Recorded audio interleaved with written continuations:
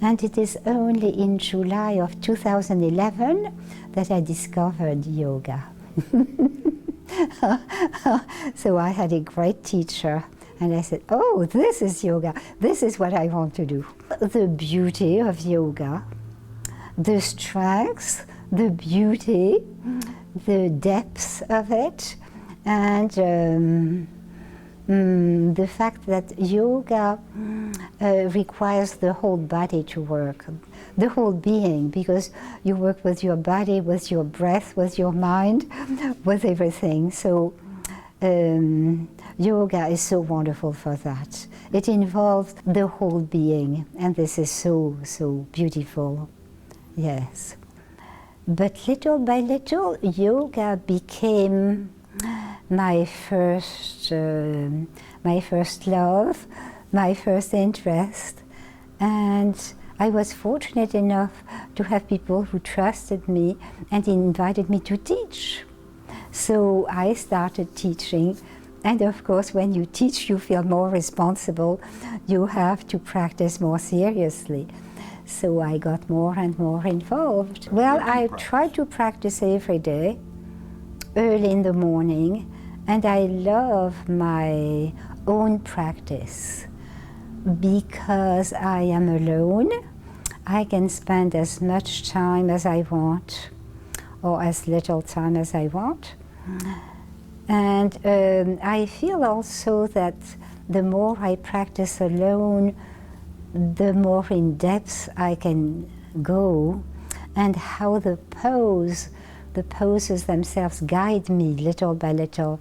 I discover new aspects of it and say, oh yes, this is even better, that I can do.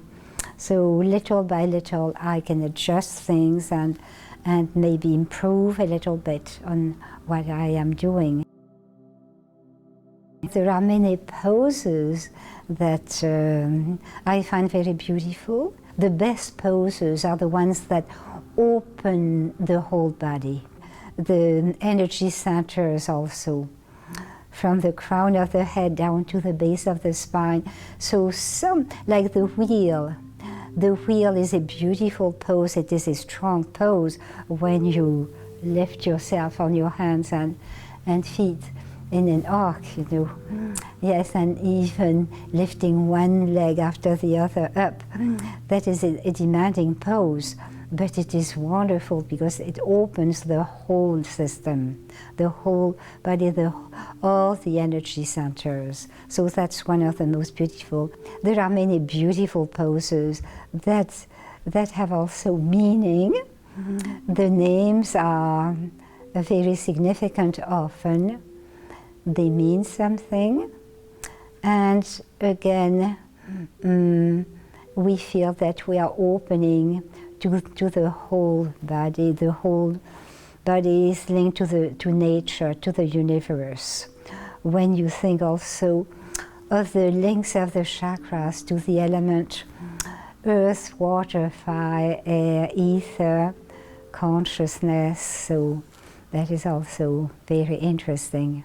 Well, of course, first you have an image of the pose, you see, and then you try to make that image come alive in your own body. I believe also that it may take a while for a pose to be totally integrated and to be totally understood and accepted by the body too.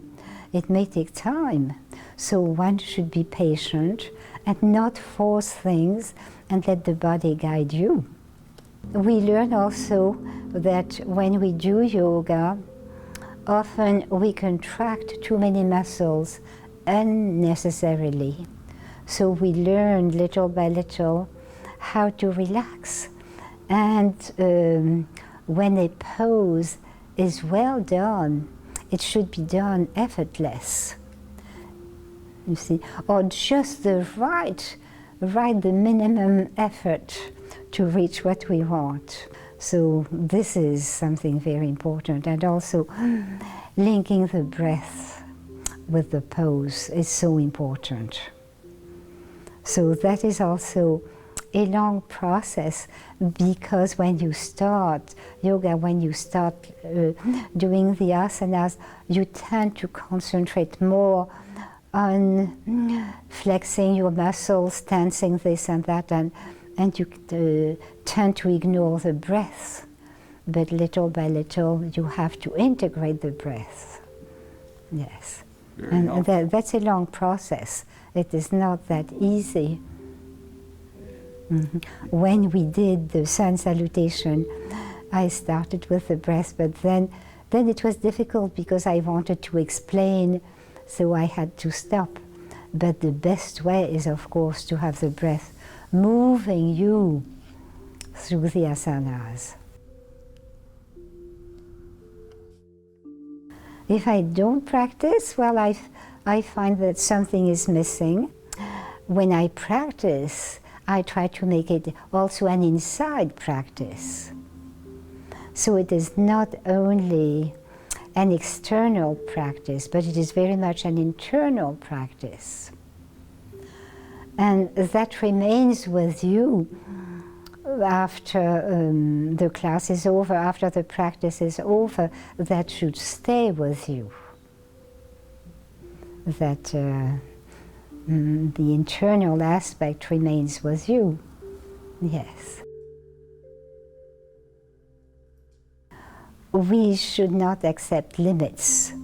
We should think, this should open up, this should be able to happen. For example, when I first saw the wheel, I thought, how can that be done? I don't think I can do it. You see, and it has been now maybe a year and a half since I've been able to do it. So before I thought, how can I do it? But I did not close my mind to it. I thought there must be a way that I can do it. I will try, little by little. And I remember my first try is on an armchair. I have an armchair with a big armrest, and I was pushing myself on the armrest, and little by little I said, oh, I could do it. I could do it even without the armchair. So I've been able to do it.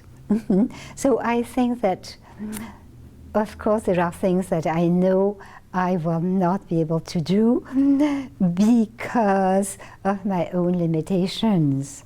You see, my age, my size, my strength, some things that, for example, the handstands, you know, I don't think I can do it, but I'm still not closing it out. I'm still not, I'm thinking that maybe one day, maybe, yoga and breathing too brings more peace, more quietness, and often also with my students, I give them assignments. So for this week we are going to try to do things slowly and peacefully, not to rush. Or being aware of the 8 limbs of yoga, santosha, which means contentment, being content. Not grumbling at anything, whether it is the weather or anyone something does, anything that happens that you did, not being a grumbler, accepting things with a happy heart, knowing that everything has its place. You see, being true to yourself, using some self-discipline, being kind, open, patient, all of these qualities certainly are nurtured by yoga and help you to go a little further. I consider myself very much a student. I keep learning, and as I practice with my students, I keep learning too. So I would feel totally deprived if I could not practice and just lead the students. Do this, stand up straight, turn your head to the right, and I would not do it. I would feel very miserable. So, so again, I feel that I am one with the students. We are very much together. We work together. We learn from each other. We communicate. So there is a beautiful unity in the class. This is why I love teaching, because I keep learning and we learn from each other. There is a beautiful communication. Beyond words, beyond the asanas, there is more than that. Yes. Again, practicing is very important. I consider it a gift, you see. I also consider that each asana is a gift. So this, I think, is an important aspect, and this is again part of my teaching, to welcome this as a gift. I welcome my students too as gifts. You see, each student, I was thinking, each student is a gift to me, a beautiful human being who is working with me. How beautiful, how wonderful, what a gift.